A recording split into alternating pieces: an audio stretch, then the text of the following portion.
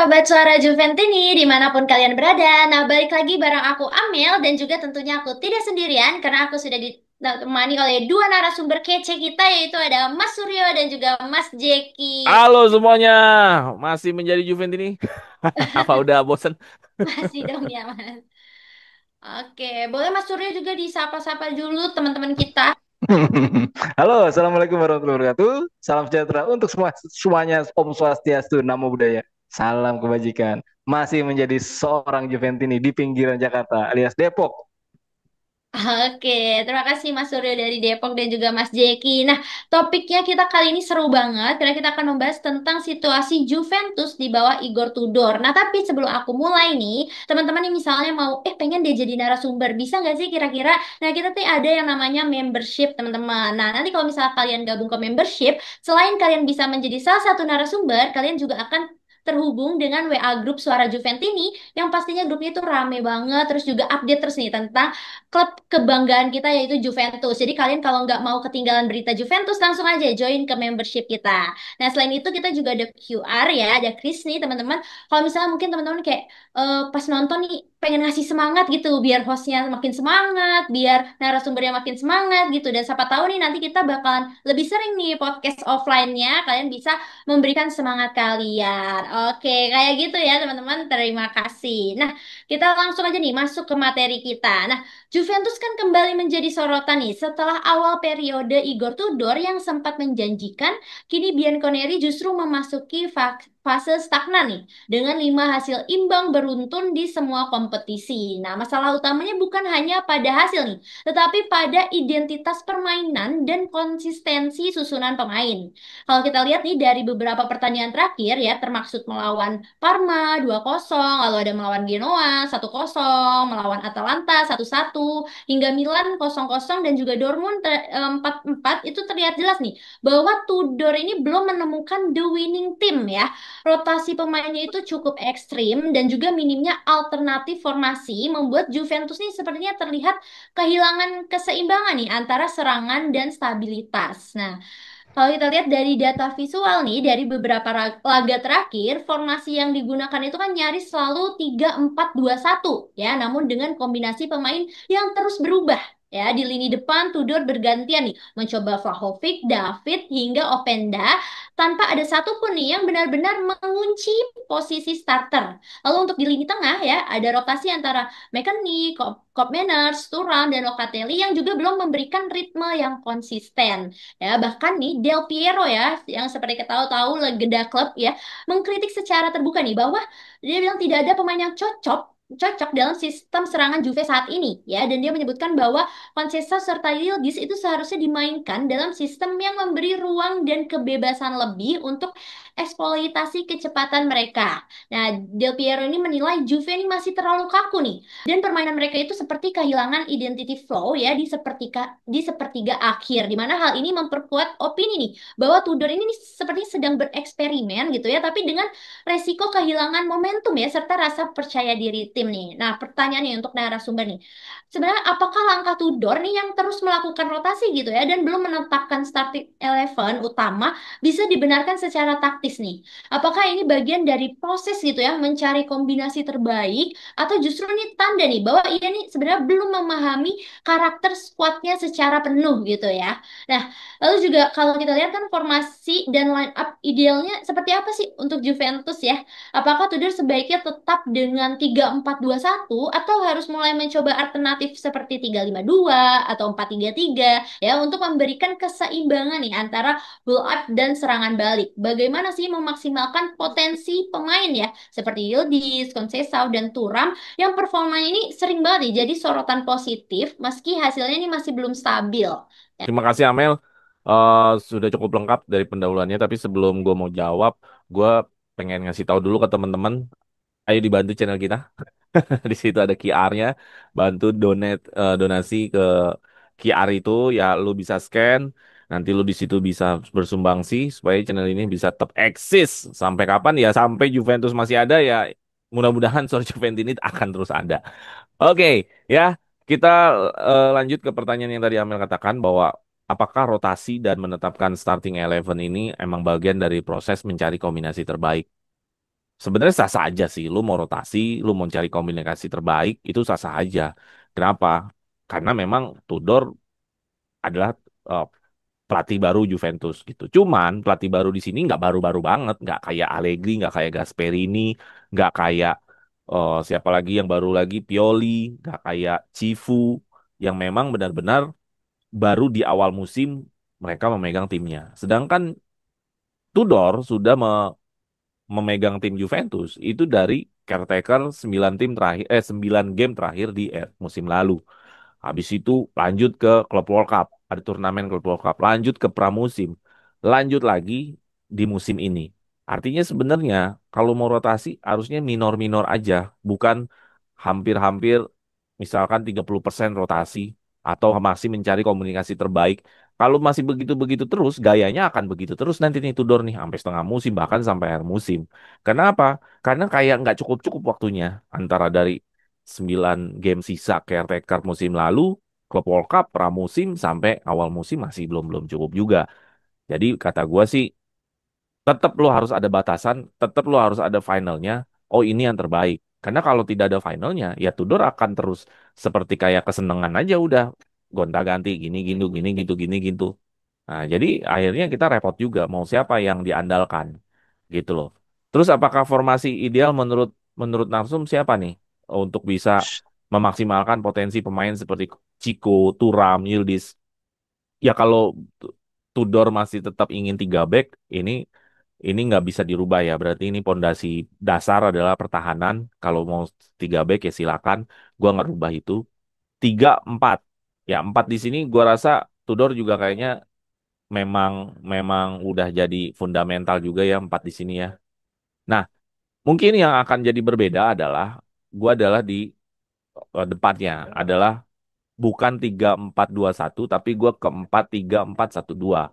Jadi satunya itu adalah free rollnya si Yildiz. Dia pemain nomor 10, dia bisa ke kiri, bisa ke kanan, bisa di belakang striker, bisa di area keluar kotak penalti. Itu sangat free roll gue berharapnya.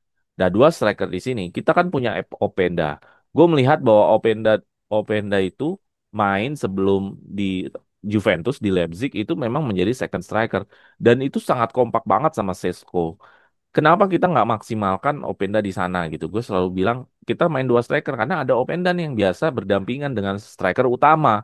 Jadi kalau misalkan Openda main, terus ada Conceição main, sorry, Yildiz main, kita bisa pakai striker utamanya entah David atau misalkan Dusan. Jadi lebih ke arah sana. Nah nanti kalau misalkan kita mau mainin mainin si Conceição atau mau mainin Zegrova, baru nanti formasinya dirubah nanti di babak kedua atau untuk pertandingan tertentu. Jadi gua berharap formasi defaultnya itu memang 3-4-1-2 gitu loh.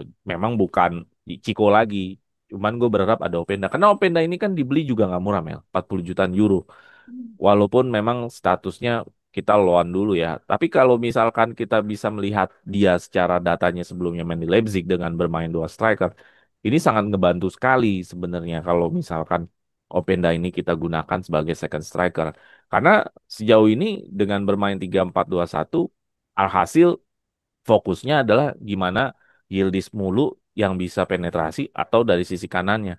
Tapi kalau misalkan kita main 3-4-1-2, ini akan free roll, akan maksud gue gini, Openda dan sama Yildiz ini nggak akan kebaca posisinya, bisa berganti-gantian, bisa cair, bisa yang masuk ke dalam kotak penalti bisa Yildiz, terus si si Opendanya keluar, jadi sangat sangat tidak terbaca kalau kata gue 3-4-1-2 dibanding 3-4-2-1. Jadi gue berharap Tudor memang sudah menentukan siapa starting eleven-nya. Yang kedua adalah formasi ideal gue adalah 3-4-1-2. Gitu Mel. Oke, terima kasih Mas Jeki. Tentunya kita memang berharap banget Tudor harus menetapkan starting eleven ya, jangan rotasi-rotasi terus ya. Chemistry-nya nanti takutnya juga nggak dapet ya. Kalau menurut Mas Jeki tadi kalau untuk formasi terbaik 3-4-1-2 ya, di mana Open Dennis juga sebenarnya bisa dijadikan untuk second striker ya. Iya Nah, betul. kalau dari Mas Suryo nih, gimana nih Mas? Apakah ada pendapat lain Mas? Silahkan Mas Suryo. Ini akan menjadi pertanyaan dari gue sebenarnya. Apakah Tudor ini punya asisten pelatih yang cukup senior, jadi bisa memberikan advice dia kepada dia untuk sampai mau kapan berubah-ubah terus gitu. Rotasi, kemudian apa namanya memasukkan pemain yang tepat di saat yang tepat gitu. Kalau gua sih lebih ke formasi, misalkan mau tadi Bro Jeki sedikit berbeda dari Bro Jeki tadi perubahan minor-minor. Kalau Bro Jeki bilang 3-2 berapa tadi? Tadi sorry. Eh, 3412. 3-4-1-2 terus yang biasanya dia 3-4-2-1. Kalau gue dia pernah mencoba 4-4-2 si Tudor itu dan itu cukup sukses sih sebenarnya. Artinya memanfaatkan punya Openda juga atau katakanlah punya Vlahovic terus kemudian ada Jonathan David. Nah, itu 4-4-2 sebenarnya dia pernah ada historinya dan itu kan cukup sukses. Artinya ayo kita lihat buka data lagi. Ada beberapa formasi yang dia pernah coba dan itu sukses. Karena sayang sebenarnya, bener kata Bro Jeki kalau kita punya Openda atau bisa dicoba sekalian agak-agak ini ya, agak-agak beda 4-2-2 sekalian gitu itu dari 4 double pivot sih B tarik jadi biarkan langsung direct terus ke tengah gitu tengah aja terus nggak kalau misalkan buntu di winger ya karena kan kemarin winger kayaknya udah kerja keras bener gitu, percaya sama Tudor ya sudah coba aja 2-2-2-2 ya sekalian ini agak aneh sih formasinya tapi nggak ada salahnya dicoba atau 4-3-2-1 bisa juga karena agak lucu kalau kita menciptakan banyak ancaman tapi peluangnya nggak ada. Ya sayang strikernya sudah dua. Ya inilah pembelajaran buat Tudor gitu. Jangan jangan sampai kayak lawan Milan kan terdikte sama pelatih-pelatih yang di mana nanti UCL banyak banget pelatih-pelatih yang udah lebih pengalaman dari dia.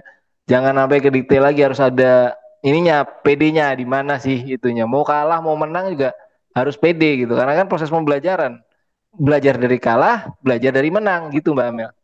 Oke, terima kasih Mas Suryo. Harus lebih pede. Kalau Mas Suryo malah 4-4-2 sama 2-4-2 ya. Bukan 4-2-2-2 atau 4-4-2 based on history tadi. Oke, oke, terima kasih. Jadi ada perbedaan pendapat tapi nggak apa-apa. Coba kalau teman-teman Juventus ini gimana? Boleh di komen ya. Oke, nah kalau misalnya kita dari sudut pandang psikologis dan kolektif nih Mas, apakah rotasi berlebihan ini bisa mempengaruhi nih rasa percaya diri, lalu juga chemistry antar pemain ya, terutama nih di lini depan nih yang belum menemukan produktivitas konsisten nih. Mana nih pendapatnya? Silakan, boleh deh Mas Suryo dulu. Silakan Mas.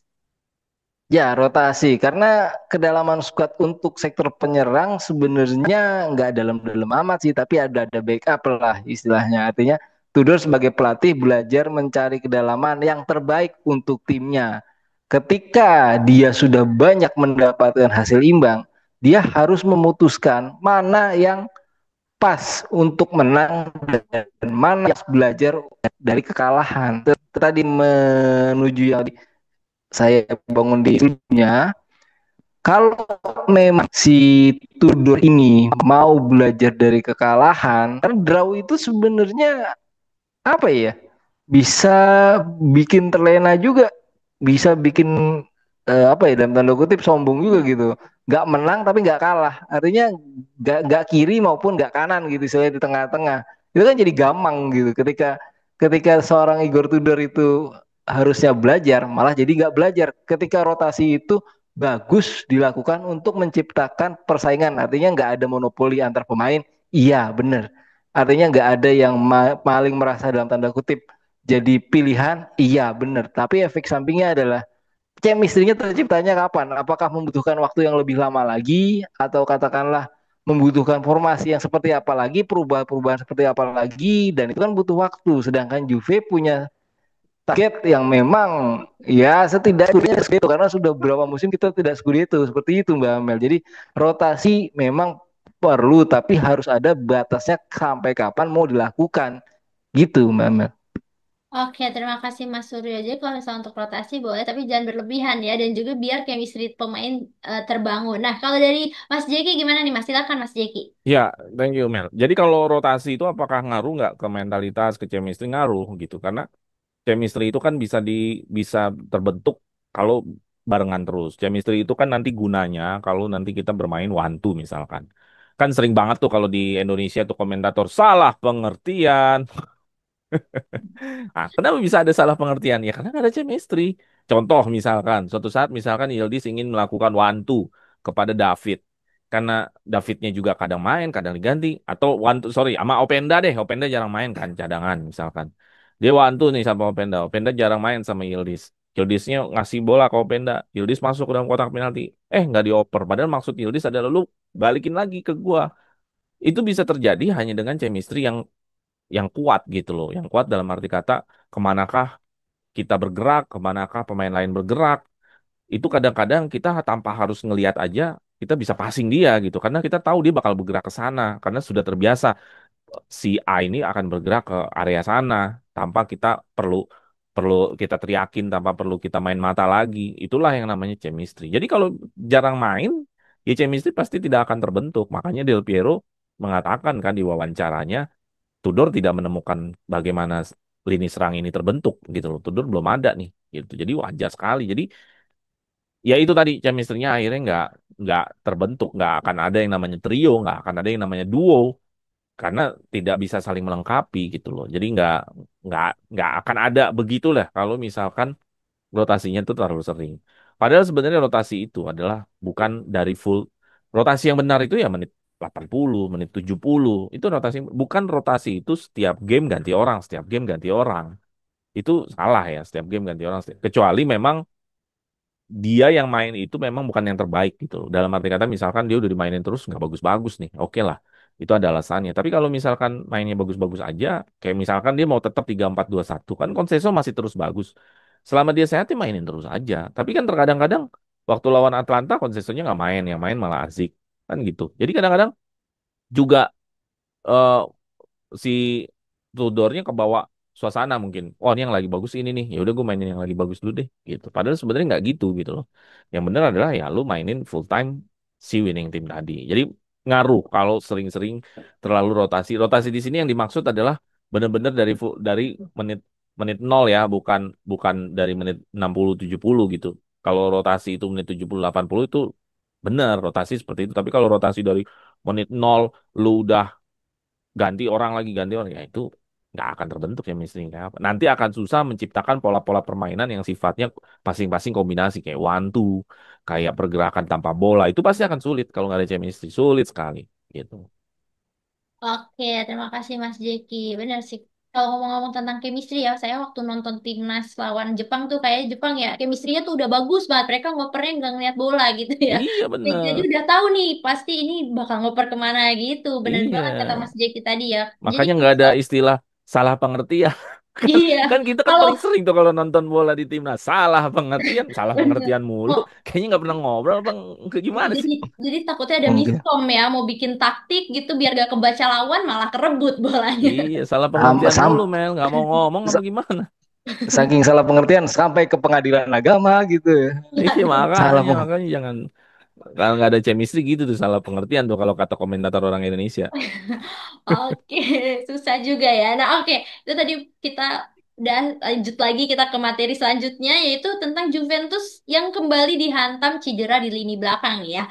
Setelah sempat nih mulai menemukan ritme permainan gitu ya di bawah Igor Tudor, kini dua bek tengah kita ya, Gleison Bremer dan juga Juan Cabal itu kembali masuk ke ruang perawatan. Ya, di mana menurut laporan Sky Sport, Cabal ini diperkirakan absen selama 45 hari nih dengan proyeksi kembali bermain di pertengahan November. Sementara Bremer juga mengalami kendala nih pada lutut ya yang sebelumnya sudah bermasalah nih musim lalu. Indikasi cedera kambuhan yang membuat situasi makin mengkhawatirkan ya. Padahal musim ini nih seharusnya jadi momentum nih bagi keduanya untuk tampil konsisten setelah pemulihan yang panjang.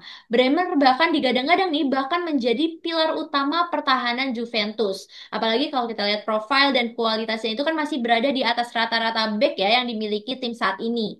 Ya.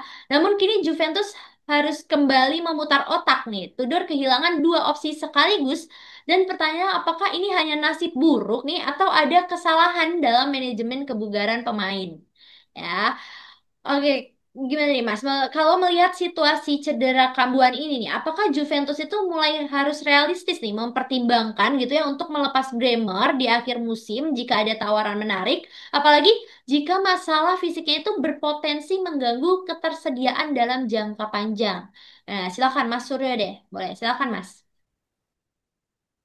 Melepaskan Bremer karena khawatir cedera adalah suatu resiko yang cukup besar untuk saat ini ya bagi Juventus gitu ya. Karena kan gini, kalau cedera dua back yang macam Kabal atau katakanlah back tertangguh kita saat ini, Gleison Bremer gitu. Itu formasinya Tudor selayaknya atau sebaiknya tidak menggunakan formasi yang berbasis tiga. Karena tiga itu boros center back.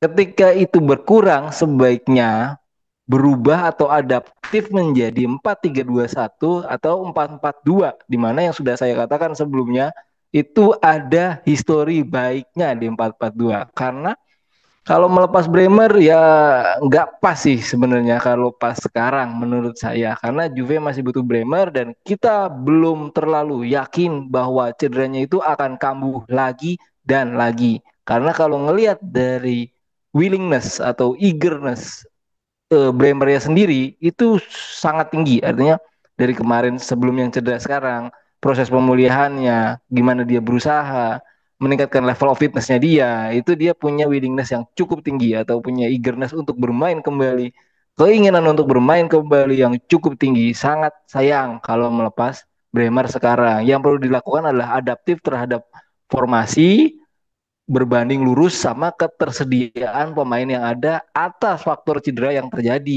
gitu Mbak Amel. Oke, baik. Terima kasih Mas Suryo. Kalau menurut Mas Suryo, kalau melepas Bremer kayak jangan gitu ya, sangat disayangkan ya. Kalau misalnya dari Mas Jeki nih, gimana nih Mas? Apakah pendapat sama atau berbeda? Silakan Mas. Ya kalau di akhir musim ada yang nawar, misalkan Real Madrid mau ngambil 50 juta, ya silakan aja ambil. Gue sih nggak ada masalah kalau harganya cocok mah. Karena pada dasarnya emang nih orang udah pecah belah gitu, udah barang pecah belah. Mau diapain lagi?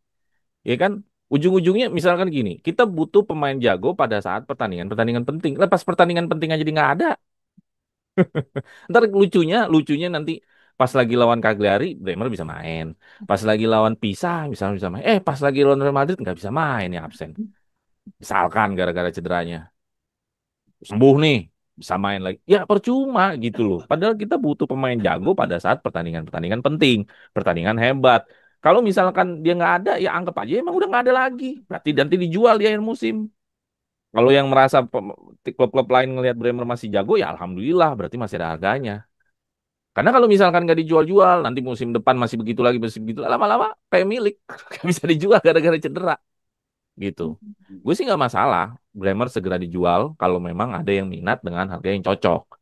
Silakan aja, karena nih udah barang pecah belah gitu. Karena Juventus jangan tersandra dengan pemain yang labelnya jago tapi sebenarnya nggak ada.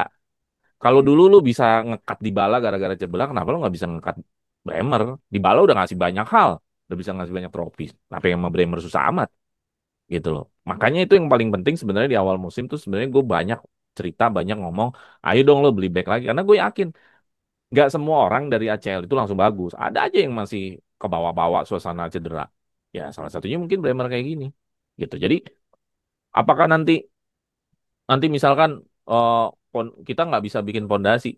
Hari ini aja udah nggak ada pondasi dengan adanya Bremer. Nggak main lawan Milan kemarin. Makanya gue bilang kalau dia selalu tidak hadir dalam pertandingan-pertandingan penting, ya itu udah sama saja nggak ada juga gitu loh. Tapi ya, tapi adakah opsi kedua Bremer masih bisa stay terus? Ya masih ada lah selama nggak ada yang beli makan stay. Itu yang pertama, selama nggak ada yang beli dia stay. Yang kedua, kan Juve punya pelatih fisik nih. Nah, pelatih fisik barunya apakah bisa punya metode yang bisa orang-orang yang sehabis cedera ini bisa lebih bugar lagi, lebih apa lagi? Ya itu memungkinkan. Jadi Bremer itu dijual, buat gua dijual kalau memang harganya cocok, harganya bagus, ya silakan. Ada yang mau Bremer 50 juta silakan. Ada yang mau Bremer 40 juta silakan. Di bawah 40 gua rasa janganlah. 40 ke atas lah. Gitu. Kalau nggak ada yang beli, ya mau gimana? Ya nggak apa-apa. Kan nggak ada yang beli. Masa diusir? Kan gitu, nggak mungkin. Gitu. Jadi nggak masalah kalau buat gua Bremer dijual Mel, karena ini udah barang pecah belah. Yang gue Hmm. khawatirkan adalah nanti kita lawan banyak pertandingan yang penting-penting dia nggak ada lagi. Ya kalau dia nggak ada lagi kan sama aja nggak ada sebenarnya. Iya. Gitu. Kita nggak usah terawang-awang masa lalu. Kita kan hidup mah ke depan ya, bukan ke belakang. Kalau dulu belakang bagus kan yang penting sekarang bagus nggak? Kalau enggak ya terus gimana dong? Masa kita hidup dengan area di belakang kita kan gitu nggak mungkin kan? Ya kan? Jadi kan kita nggak bisa mengandalkan kisah masa lalu terus. Ya kalau orang yang nggak ada lagi di hari ini mau diapain? Oke, terima kasih Mas Jeki. Ya, semoga mungkin pilihan kedua kali ya. Semoga ada apa yang baru ini tim medisnya bisa Ya pelatih menemukan fisik yang gitu. baru ya. Mudah-mudahan kalau itu jago gitu punya metode yang habis-habis cedera ini bisa bugar, bisa fit beberapa pertandingan ya bagus. Ya Iya. kan nggak tahu juga. Kita lihat aja nanti. Iya, soalnya sayang banget ya kalau malah pertandingan sama klub-klub besar, klub-klub yang sulit malah nggak bisa main. Terus sama yang gampang nanti bisa main. Iya, padahal kan diperlukannya lagi lawan yang bagus-bagus kan. Oke. Nah, mungkin teman-teman Juventus ini juga ada perbedaan pendapat juga boleh di komen ya Mas ya. Oke. Sinyal kamu masih ini ya, masih ngelek-ngelek ya. Iya, sebentar. Oke. Udah masih ngadet gak Mas? Udah, coba lagi. Ayo. Oke, langsung ke pertanyaannya. Oke, nah untuk kasus Kabal, apakah Tudor ini terlalu terburu-buru nih menurunkan sang pemain sebagai starter setelah cedera panjang ya? Ia kan baru bermain sekitar 20 menit ya sebelum kembali ditarik keluar nih. Apakah ini bentuk kesalahan ya dalam rotasi dan pemantauan kondisi pemain? Lalu kalau misalnya kita lihat nih Mas ya, dari sisi strategi dan juga kedalaman squad nih, kira-kira bagaimana sih Juventus harus merespon nih krisis bek tengah di tengah padatnya jadwal menjelang akhir tahun ya? Apakah kiranya perlu segera memanggil pemain muda gitu, next generation, atau mencari solusi taktis sementara nih? Boleh deh, silakan Mas Jeki lagi deh, silakan Mas Jeki. Oke, apakah Kabal terburu-buru dimainkan? Iyalah, terburu-buru dimainkan karena dia dia belum sampai di tahapan fisik bisa main 90 menit sebenarnya. Tapi anehnya dia langsung main dari starting line up waktu lawan Villarreal. Buat gua ya kenapa harus Kabal gitu loh. Maksudnya kan ada pilihan lain sebenarnya ada Kostik atau tetap Cambiaso. Jadi menurut gua ini kesalahan dari timnya Tudor merumuskan Kabal, sorry, merumuskan Kabal kenapa Kabal bisa secepat itu dimainkan gitu. Menurut gua pelan-pelan aja dulu main dari menit. Ya mungkin dia pengen lihat seperti kasusnya Bremer yang bisa langsung main full time. Tapi buat gua Kabal ini kan bukan fundamental kayak se Bremer gitu loh. Kalau Bremer kan memang udah fundamentalnya Juventus. Kalau dia bisa main lain, kalau dia sudah bisa bermain ya harus bermain 90 menit. Kalau Kabal, waktu dia zamannya belum cedera aja dia juga nggak line up. Terus kenapa jadi hari ini terus terburu-buru banget dia harus jadi line up gitu loh. Buat apa gitu. Jadi ini kesalahan Tudor kembali lagi kesalahan timnya Tudor merumuskan Kabal secepat itu bisa bermain. Dan jadi menurut gue ini ada kesalahan di timnya Tudor bisa langsung merumuskan. Jadinya makanya dia cuma 20 menit lawan Villarreal ketarik lagi uratnya apa segala macam. Ya udahlah. Terus bagaimana dengan krisis back nih? Ketika back kita makin berkurang seperti itu. Ya mau nggak mau karena ini belum winter seperti itu kita harus menaikkan dari next gen. Ya ada Felipe siapa gitu mau nggak mau ya untuk mengganjal kalau memang kelelahan apa segala macam. Tapi di akhir musim paling tidak ya lu harus beli back yang setara dengan level Bremer sih menurut gua. Karena udah nggak bisa lagi kita berpandangan bahwa hanyalah Bremer yang paling terbaik di Juventus gitu nggak bisa. Karena apa? Karena udah cedera itu doang. Karena kalau masih berpandangan seperti itu, kita ada di zona nyaman. Akhirnya kita nggak berpikir mau cari back lagi. Nggak bisa. Lu harus cari back lagi yang setara levelnya Bremer gitu. Perkara nanti Bremer masih ada atau nggak ada, ya itu nomor dua. Tapi yang paling penting nyari back lagi. Perkara nanti Bremernya udah nanti di musim depan makin makin apa makin kayak aki-aki dikit-dikit encok dikit-dikit ini dikit-dikit kita udah punya back gitu loh ya. Jadi buat gua tetap kita di akhir musim cari back yang terbaik. Nah, habis itu terserah deh Bremer masih tetap ada atau nggak ada itu urusan nomor dua lah kalau buat gua. Tapi untuk saat ini udah nggak bisa di winter mercato juga kayaknya sulit untuk datengin back bagus. Ya udah mau nggak mau kita ngedukung next gen naik. Mungkin ini momennya kali buat next gen ada yang naik gitu sih. Oke, terima kasih Mas Jeki. Jadi kalau misalnya Kabal itu jelas sudah terburu-buru dan kesalahan ya. Lalu kalau misalnya untuk pemain muda next gen, mending kita selanjutnya cari yang lebih bagus. Kalau mau cari back yang kalau bisa setara atau enggak di atas Bremer ya Mas, kalau bisa ya Iya. menggantikannya. Nah, kalau dari Mas Surya nih gimana? Apakah ada pendapat lain Mas Surya? Silakan Mas Surya. Kabal, oh Kabal, mengapa engkau menderita cedera lagi begitu cepat? kasihlah itu sehat dikit ya Allah ya kan.